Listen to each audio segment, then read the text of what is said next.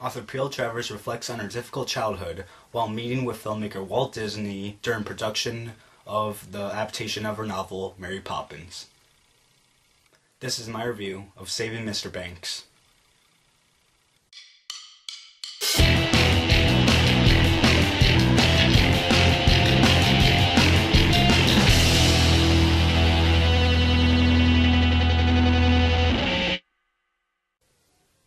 The first time I heard anything about Saving Mr. Banks was when I saw the trailer with my sister, and we both thought the same thing, which was that the premise didn't interest me that much, because the premise was about a movie company.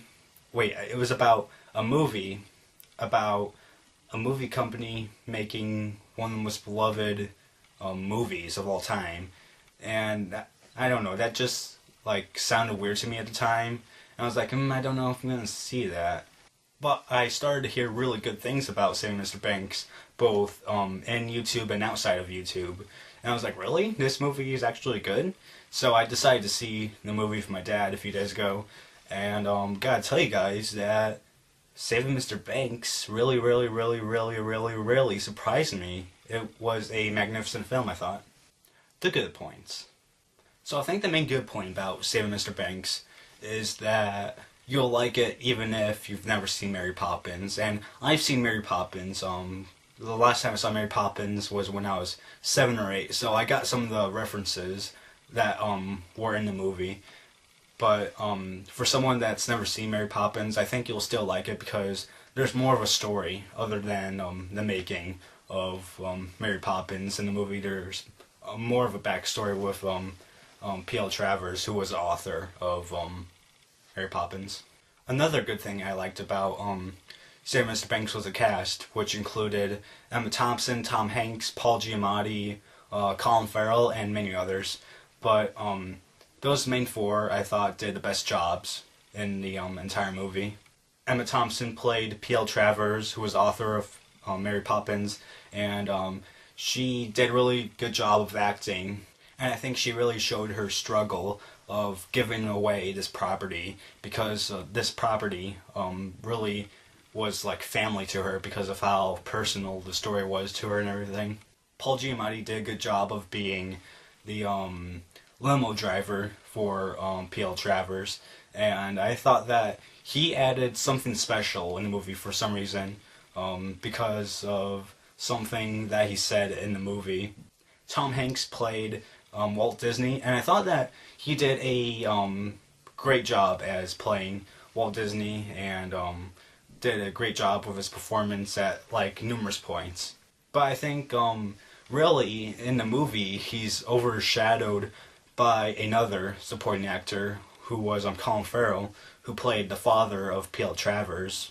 Yeah, at first I didn't know Colin Farrell was in this movie, but a week before I saw the movie, I went to check out online who else was in the movie, and I saw Colin Farrell was in. I was like, Colin Farrell? I didn't see him in the trailer. And I watched the trailer, and I saw that he was just in one scene in the trailer, just for 3 seconds. I was like, oh wow. But I get the reason why he was only in the trailer for a few seconds, because the backstory with P.L. Travers is really dark, actually. It just surprised me of how dark it was, and how dark a Disney movie made it. And a lot of people are saying that the best supporting actor in this movie was Tom Hanks playing Walt Disney, but I really thought that Colin Farrell did a better job than Tom Hanks did, even though Tom Hanks was really good. I thought that the writing and directing were both good in their own ways. The director was John Lee Hancock, who also directed The Blind Side. I've only seen bits and pieces of The Blind Side. A lot of people have said that The Blind Side is a never good movie, and the way he directed Saving Mr. Banks was really good, I thought.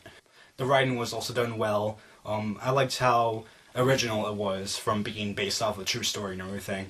From what I know, the writers got the tapes from the actual conversations between the production people and Walt Disney and P.L. Travers, who had these meetings about the making of Mary Poppins and what P.L. Travers did and didn't like and everything. And in the credits of the movie, they play one of the actual tapes from one of their meetings, and the way it was in the movie and the way we actually heard one of the tapes, it was really authentic, and I thought the writers did a good job of writing P.L. Travers' persona in the movie and everything. Another good part was the flashbacks.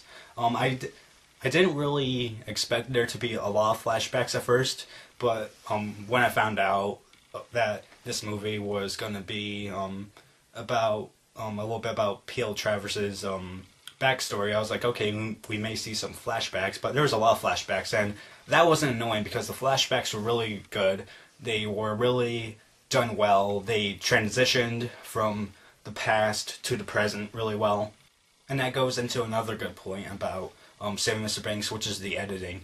And I thought that the editing between the flashbacks, like the scene transitions were good, and just the editing in the scenes was good as well. Because I thought that it had a really good pacing to it, and it felt like the right pacing for this movie, since it was just a 2-hour movie. The final good point I'll say about Saving Mr. Banks is the costume and production design, because the movie takes place during the 60s, and it felt like really authentic and everything. All the costumes the people were wearing, all the extras were wearing, all the actors were wearing and everything, and all the sets during that time period were really great. But when it went into the flashbacks to early 1900s Australia, it felt even more authentic, because it really felt like you were in like early 1900s Australia. It felt like you were in this place and everything, with everybody wearing the early 1900s clothing, and seeing them like in these like sets that looked like were in the early 1900s. Are there any bad points about Saving Mr. Banks?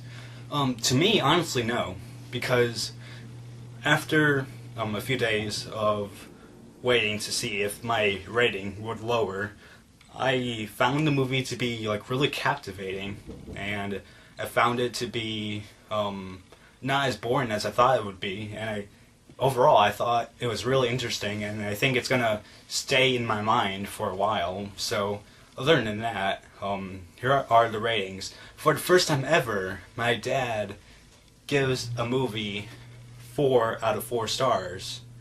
And I, as well, give this movie a 4 out of 4 stars. I mean, there's just something special about Saving Mr. Banks. I mean, there really is. I mean, you have to do a lot to make a movie interesting for me. And I thought that they hit all the points to make a really interesting movie, and they did it really well. So I think you should see Saving Mr. Banks. It may not be one of the greatest movies to you, but I think you should still see it, because I think you'll still feel like it's a good movie after you see it, at least. And other than that, guys, that's it.